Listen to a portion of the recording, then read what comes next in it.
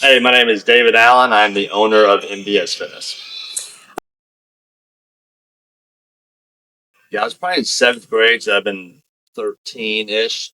I was a beanpole growing up, so I was long and lanky, and people always commented on that, how skinny I was. That was in the 90s where you had all the like muscled action heroes, Schwarzenegger and Stallone, and so I remember looking at those guys and going, "Well, I don't want to be skinny. I want to have muscles like them." Um, and my dad had like a couple of concrete field, weights and like this workout book from the 1950s. And so it just started off like in the room above our garage, just making stuff up or using whatever this book had in it to do workouts at home. Then I came across Flex magazine in like a grocery store and found out about bodybuilding. Then I bought the Arnold Schwarzenegger Encyclopedia of Bodybuilding, and I started doing the workouts out of there. And then got into high school, started playing football, and kind of just carried on that love of weight training. You know, now under the tutelage of a coach, all throughout high school and college. But that was how I first got into weightlifting. Was being told I was too skinny, or being made fun of for being skinny, and going, all right, well, I don't want to be skinny. What can I do?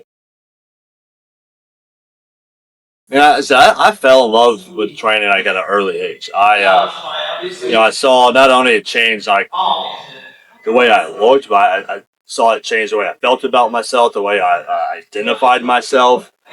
Also, I remember getting attention from girls in high school um, for having muscles, and that pretty much sold, teenage, adolescent David on it for the rest of my life.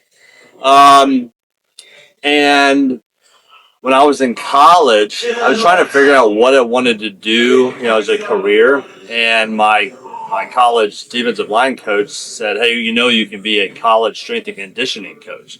And I was like, "That's a job?"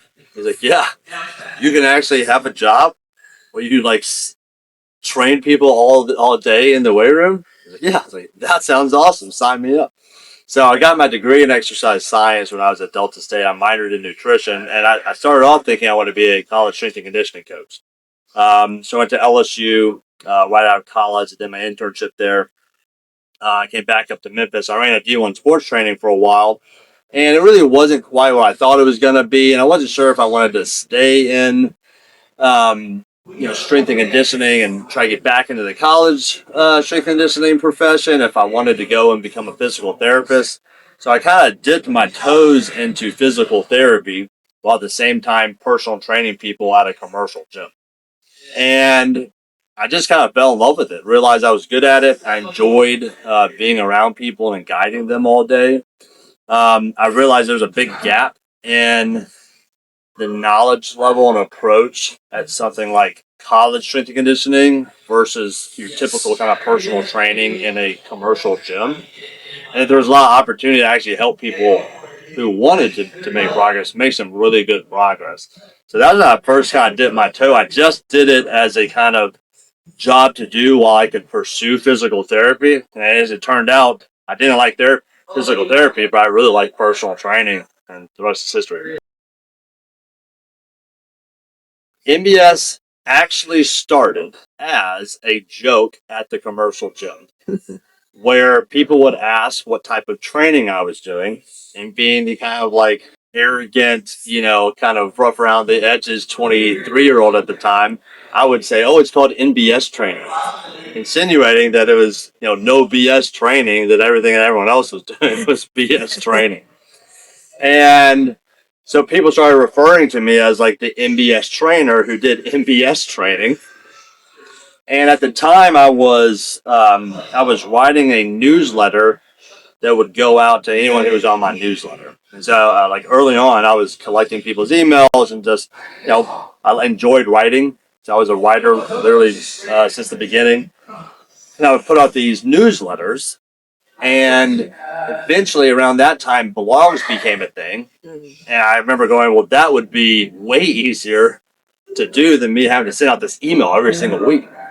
So I actually had a friend of mine design a website called NBSfitness.net, and it was a blog, and I would put my newsletters on this blog, so I didn't have to send them to 1,000 people every week.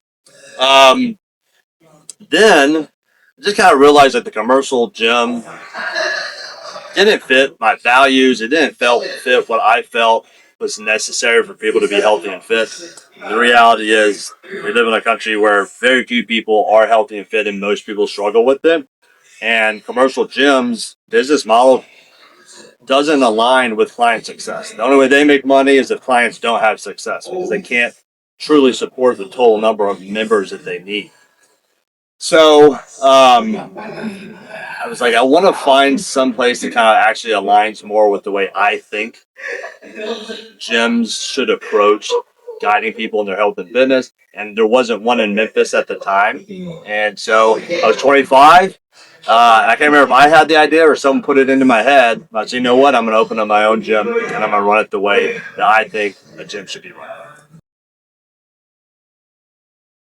I started training when I was 22, and I'm 40, so that would be 18 years. Okay. And how long have you had NBS? I opened up NBS when I was 25, so we're in our 15th year now as a business.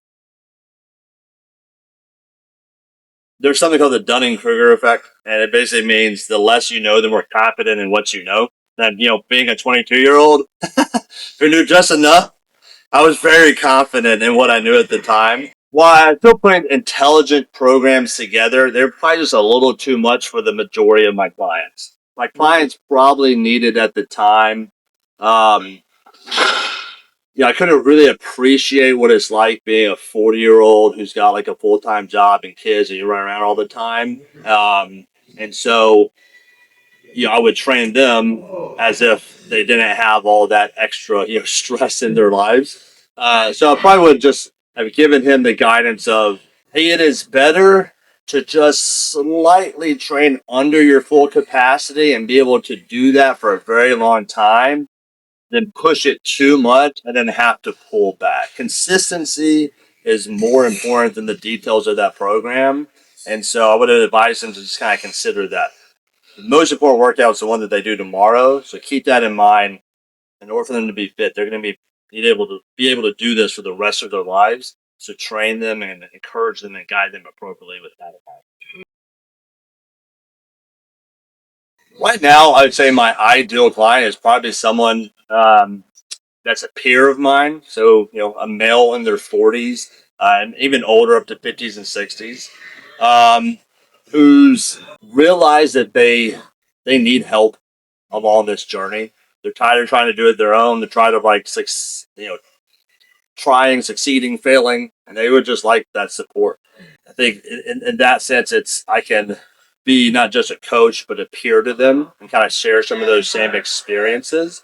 And there's that, the age difference between me at 40 and someone at 55 is it's actually, or 60, is actually a mutually beneficial kind of relationship because I'm young enough, I'm energetic enough, and I'm got still plenty of experience to push them in their fitness.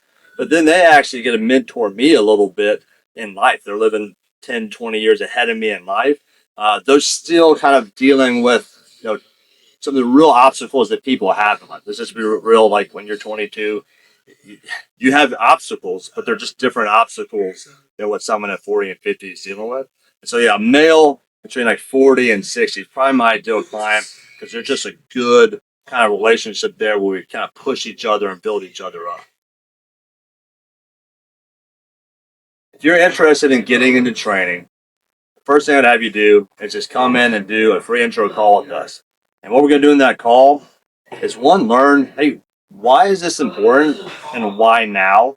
What struggles have you had in the past or are you currently dealing with?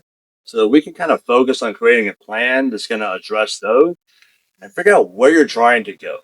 And then once we kind of know where you are and where you're trying to go, we can create the best first plan for you. A lot of times people they'll just freeze up because they're thinking, way too many steps ahead. that's not what we need to focus on. We just need to focus on step one. So you come in, you do the free intro call. We figure out what that first step one is, and we just start taking action. The best way to start making any type of improvement, even if it's not the perfect action, is to take any action, because that's going to give you information that you can then make better decisions in the future on. So step one, come in and do a free intro call. So NBSfitness.net is our website. You can find our number there. You can find our email there. You can reach out to us on Instagram or Facebook as well. And you can find me as well at NBS Fitness Owner on Instagram or David Allen on Facebook.